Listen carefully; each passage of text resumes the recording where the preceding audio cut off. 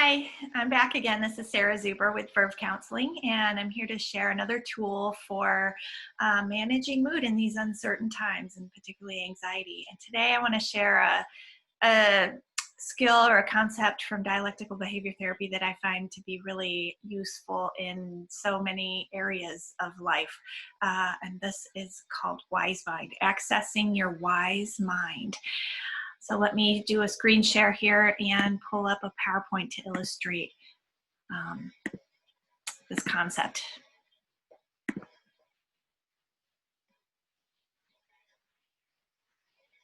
All right, warning on the animations I couldn't quite get. All right, so Marsha Linehan, dialectical behavior therapy founder, she has a concept called states of mind, that we all have 3 states of mind. One is emotion mind. And this is the part of you that your emotion mind is driven by emotion. So your behaviors are driven by emotion. You have strong urges that are based on how you're feeling in that moment. Your choices are based on fear. Your choices are based on anger. Your choices are based on excitement. It's a very reactive place when you're operating solely out of emotion mind. You're reacting to how you feel in the moment. Facts aren't important. It's like you're just going on what you're feeling. Feelings are what are driving you. It's like a hot state of mind. And this is passion. This is helpful. Emotion mind is helpful in a lot of ways. This is what bonds us to people. This is where passion is, intense love. We can be motivated by emotion in a really helpful way. This is what prompts women to rescue their kids from burning cars. So emotion mind is helpful. Where it gets in the way, one way it gets in the way is that all emotions are fleeting. So if you act based solely on emotion, then that emotion passes, you may regret the choices that you made. Okay, another state of mind is reasonable mind. And this is the part of your mind that thinks and plans. It's pragmatic, it's based in fact, research. Values and feelings are not as important, not important at all, in fact. It's a cool state of mind where emotion mind is hot, reasonable mind is cool. This is really important for a lot of us in the workplace. This is following directions step by step, following a recipe, completing a crossword puzzle, planning a vacation, thinking about this, then this, then this, making decisions about finances based on, what is the data. Where it gets in the way is that it can be distancing. It's not considering impact on others or impact on your emotional well-being. Impact on, is this aligned with your personal values or others' personal values? And then right there in the middle is wise mind. And this is the integration of the reasonable mind and the emotion mind. You're in wise mind. This is where you want to be. You want to have your thinking and your feeling selves in balance. You're in wise mind when you have no internal conflict. It's a sense of knowing, even if it's the hard path, it's that it's the right path. This is a balanced and grounded place. This is peaceful. It's the middle path. It's balancing reasonable mind and emotional mind and integrating the information from both and coming to a conclusion that is quiet and calm and peaceful. We all achieve wise mind. It's a courageous and strong place. This is knowing the right thing to do and being at peace with it. And there might be, courageous means scared but doing it anyway. So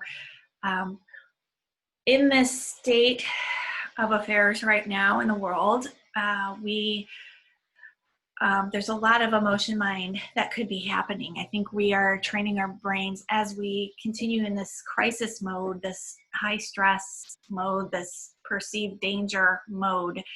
It can be easy to get into emotion mind and be driven by the fear that we've now sort of trained our brains to operate under. And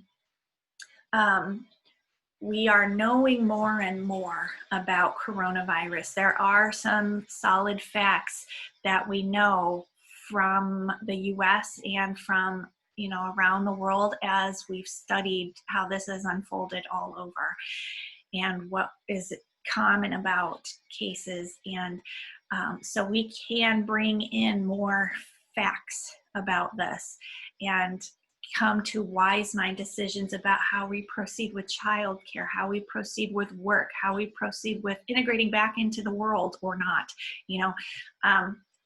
So how do you get to wise mind? Sort of the $1 million question. We've all achieved it. So really noticing when you are in a wise mind and bookmarking that in your mind and in your body. What does that feel like? What does that place of groundedness feel like? That's where you want to get. So it takes practice. This is something that you, like riding a bike or learning to play the piano, you need to put your attention on it and practice. No, we tend to sort of run either emotion mind or reasonable mind. So what are you? Do you run more emotion mind or do you run more reasonable mind? I run more emotional mind. Some people run more reasonable mind. So be aware of what you tend toward and bring in the balance of the other. So being controlled more, being more in emotion mind, my tendency is more toward emotion mind. I need to actively search out facts and research and getting other people's opinions that are more reasonable minded. So I have a few exercises I'm going to walk you through and see if any of them are more effective for you in achieving wise mind. I'm going to keep this slide up and let's see, I think I can just go like this and you still see the slide? We'll see. All right, I'm going to walk through 3 exercises. Okay, one is a stone in a lake, and this is visualizing a stone. You are throwing a stone into the middle of a still lake, and imagine that you see the ripples as the stone hits, and that those are sort of the ripples of hassles and challenges in your life. And then the stone is sinking, sinking, sinking slowly into the lake, driven by the gravity of the earth's pull and the weight of the water. And it's slowly sinking. And the further your stone gets to the bottom of the lake, the more the hustle and bustle is removed from your life. Each foot that it sinks down in the water feels more cocooned and protected in the darkness. Thoughts slow down. You feel more relaxed as the rock slowly descends to the sandy bottom of the lake. And once it finally settles into the lake's bottom, you feel grounded and anchored and tranquil. And visualize that feeling as you imagine the rock hitting the bottom. Then take a moment to experience this state of peace. And take a few cleansing breaths and ask yourself, what do I need right now? Don't force the answer, just sit quietly and allow the answer to come to you. Okay, then when you're ready, imagine that rock slowly starting the ascent back up to the surface of the water and back to reality, armed with wise mind guidance. So you may need to, when something happens or you're faced with a decision, let it sit, let it simmer. Don't react right away, but practice some of these exercises and see what you keep coming back to. It's a wise mind decision when you keep coming back to the same decision over and over. Okay, so the next one is to imagine your wise mind as a being. So you might think of like an ethereal image, an animal spirit, a samurai warrior, a mythical creature, or even yourself at the end of your life. And you know that you can trust the intuition to help guide or nurture you on the learning experience you have to face. So to get to where the symbolic representation of your wise mind is, you might do a little exploration in mythology or fantasy or folklore, or walk through nature and observe wildlife. What animals or images do you feel like a kinship or a connection or a drawing to? And you're not going for perfection. You're just going for something that captures you, that you feel connected with. Maybe the wisdom of an eagle, or you decide. Explore and find out what jumps out to you, what sticks out. Okay, when you're ready, you find a quiet place without distraction. Close your eyes. Breathe deeply through your nose and exhale through your mouth 10 times. Then think about the words wisdom, strength, and courage. And allow your mind to wander as you consider possible images that represent those qualities for you. And again, you're not looking for perfect, but one that you feel some connection to and confidence in guiding you. And then after you select your symbolic representation, it's time to introduce yourself to your wise mind. So imagine that you're on a journey to meet your wise mind, and the image you selected might help shape the nature of your journey. For example, if it's an animal spirit, you might be imagining that you're walking through a forest. Or if your wise mind is a sage tribal elder, you might imagine walking up a winding path to reach the top of a mountain.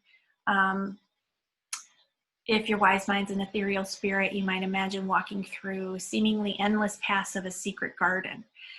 As you visualize your journey to your wise mind, you are allowing yourself to enter a deeper state of meditation. And there's no specific time limit, but when you're ready to allow yourself to come upon your wise mind, imagine that you approach your wise mind, take a moment to connect with your wise mind, express your hopes, desires, and fears about trusting and following your wise mind. And when you're ready, ask your wise mind what you need right now, and allow your wise mind to offer you guidance and insight. And don't try to force the response, but just be willing and open. Have an attitude of willingness and openness.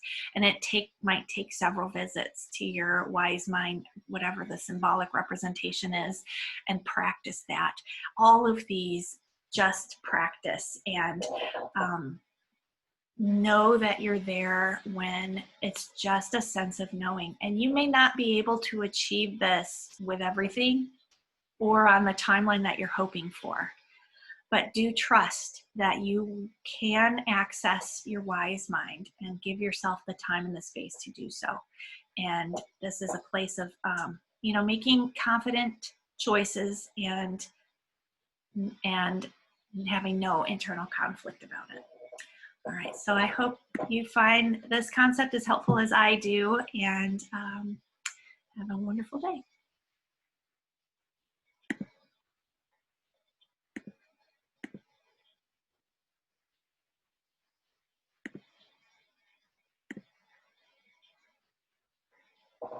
How do I get out?